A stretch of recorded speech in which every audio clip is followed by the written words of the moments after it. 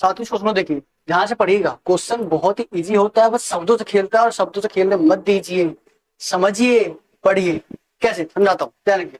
प्रश्न क्या कह रहा है कि निम्नलिखित कथनों पर विचार कीजिए। ठीक है, दो कथन दिए हुए हैं, उसे पढ़ के हमें परखना है कि वो सही है या गलत है। समझे?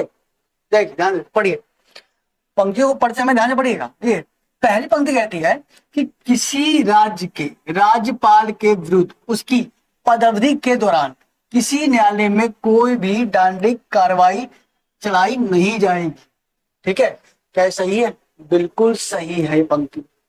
ठीक है, बिल्कुल सही है।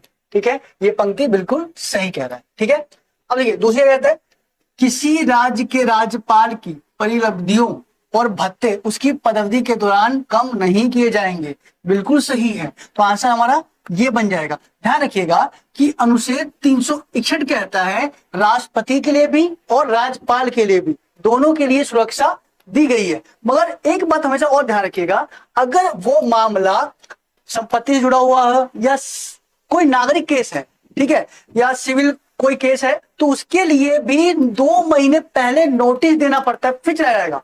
सिर्फ सिविल मामला में ध्यान रखिए इस बात को। ठीक है, बाकी कोई भी मामला हो उनपे कोई भी केस नहीं चल सकता पद अवधि के दौरान। ध्यान रखिएगा, समझे? आशा करता हूं मेरी बात आप सबको समझ आई हो। इसी के साथ फिर मुलाकात, तब तक के लिए जय श्री राम।